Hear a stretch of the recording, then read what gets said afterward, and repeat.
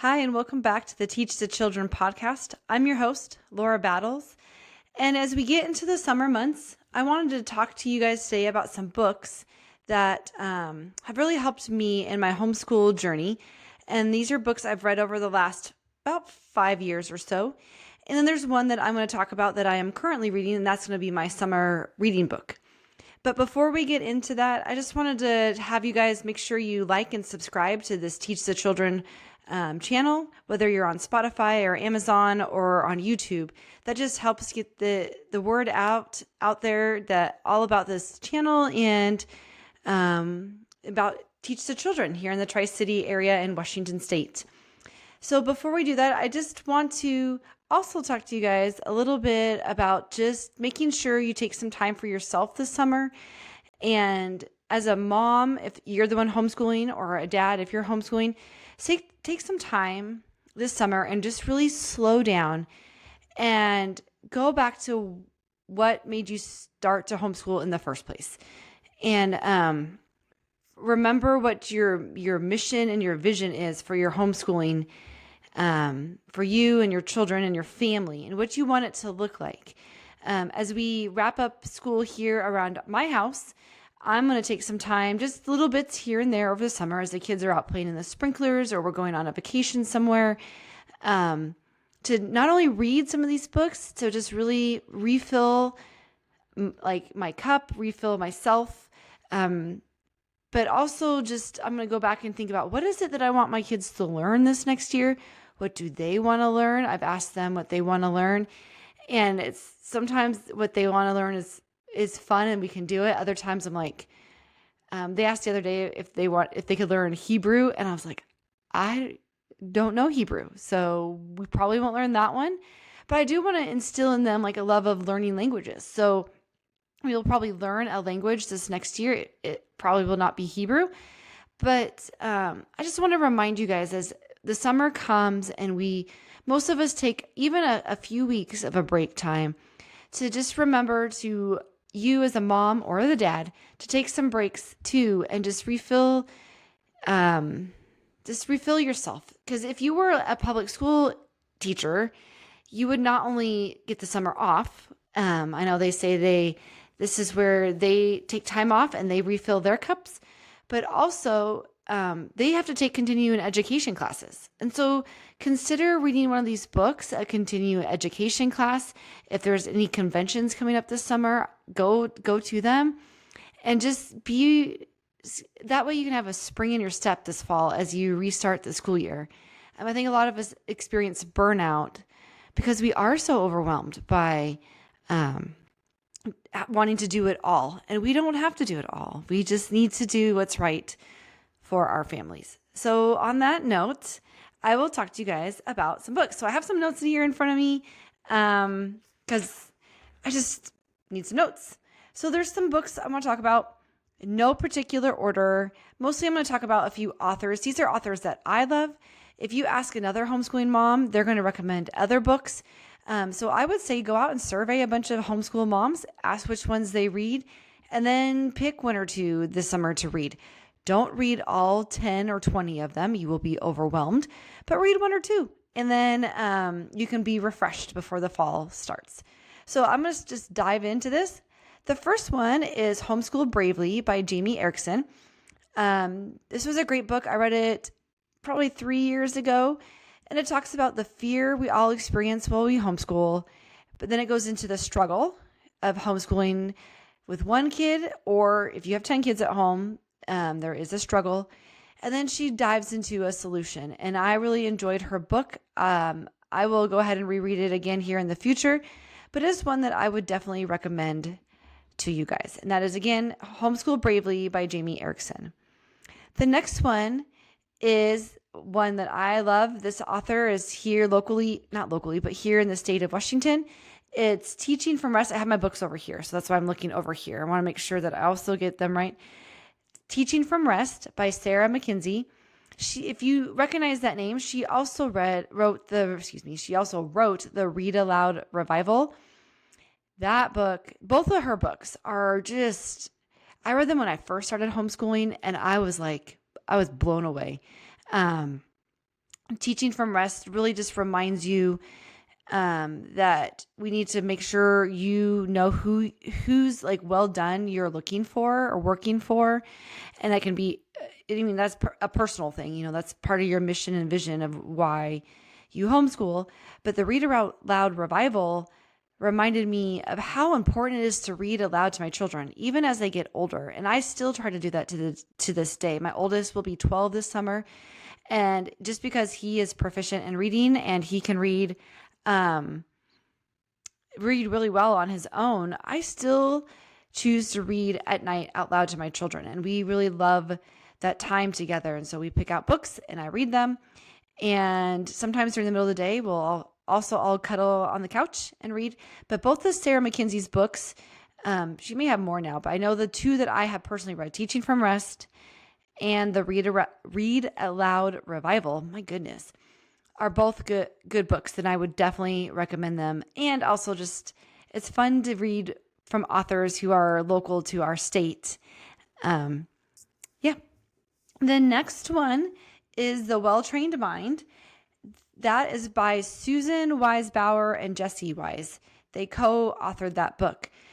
Now, of all the books I'm going to recommend today, this was the thickest as in most amount of pages, but also the thickest as in it just took a lot for me to get through there. It was a mental workout. And it was really good because a lot of times you just read easy readers and those are wonderful. But this one made me really think and be like, where's my homeschooling going? How do I homeschool this kid? She gave lots of points and statistics and facts and figures and all the things. And then at the back of their book, they have a bunch of appendices of curriculum vendors, conventions, all sorts of like notes, like how you can set up your school day. That was just a wonderful, wonderful book to read. I read that my very first year I homeschooled. I was overwhelmed at the time. If it's your first year homeschooling, maybe don't read it. If it's your second year homeschooling, definitely read it. But it was great in the fact that it helped me sort of piece together some things that I was missing and maybe things that I could throw out and go from there. So again, The Well-Trained Mind, great book. Definitely recommend it. All right. So the next one is a full set. The main book is called The Call of the Wild and Free by Ainsley Arment. But she also has a series of a bunch of other books that she has written. And I have 3 of hers. These are the Handcrafts, Nature, and Holidays book. And they are wonderful books, as in they have full of beautiful pictures, and they give you ideas of things that you can do from nature and to incorporate them into your house. So like different holiday crafts, different things. If you go on a nature walk, you can do all sorts of creative things with them, and also things to look for in nature. Maybe you have a child that loves to draw. You can have them go out and draw birds that they see in nature. You're going on a bird walk. So they're all required to draw pictures of birds, or maybe one of them isn't as artsy in the drawing realm, but they can collect lots of leaves and come home and make a leaf catcher or something like that, and they can stencil that. So her books altogether were wonderful. She really pushes going out into the outdoors and doing your homeschool a lot more with the outdoors. And I like that, and I love it. And a lot of times my kids will do like math, and then they'll spend the next 20 minutes outside and just running around our backyard. And even when we lived in town, we live out in the country now, but even when we lived in town, we had a smaller backyard. I still made them go outside all the time. I was like, you need the sun, you need the rain, you need to go out and look in the rocks for the bugs.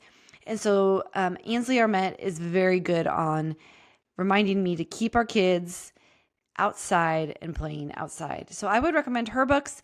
They were wonderful to read. They're also full of beautiful pictures. So if you like a book that has beautiful pictures, I would recommend her.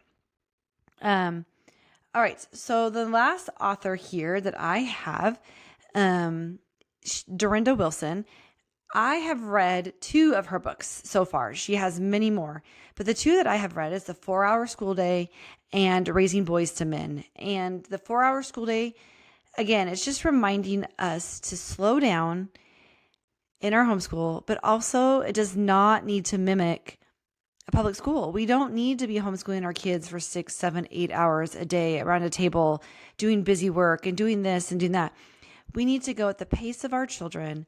And also, you can get it done in 4 hours or less. And I have really gleaned a lot of information from that. I have loved listening to her podcast, and just she has raised a whole slew of children and homeschooled them all. And then her siblings also homeschool, so I know they're up. Again, she's also a local Washington author. She's since moved out of state, but she has family members here in Washington who homeschool, and they have large families. And so she just really emphasizes slowing down in your homeschool and teaching to what your children want to learn, but also not giving them so much that they're just around the table all day, letting them go and just sort of explore outside. Raising Boys to Men. Oh my goodness. I wanted her to come out this last year for the convention in 2025, strictly to teach or to hear her talk about raising boys to men. And in a day and age where sometimes boys specifically get told they need to sit down and just do busy work all day, her book reminds us that boys should be outside, running around, digging holes in the dirt, doing all sorts of just outside things, being rough and tough. And so because of her book, I have loosened up a little bit with my 2 boys. I've let them just go out and dig in the dirt. I've let them play tackle football to the point where they get hurt. And I'm like, okay, we can do this. This is what boys need. When they get in trouble, I try to come up with creative solutions to their problems. Sometimes it's just running laps. Sometimes it's eating, reminding my boys that they need to eat and have nutritious food in them. So Raising Boys to Men was a wonderful, wonderful book. If you have boys in your house, in your homeschool, in your house, definitely read Durenda Wilson. But even if you don't have boys in your house, and you have a whole slew of girls, one day you probably will have boys in your house. And so reading this book will just help you get ready for a day when there will be a house full of boys coming alongside all your girls. She has other books, Durenda Wilson, and I would definitely recommend anything she has written. She has a podcast out there. I would tell you to go turn it on and listen to her.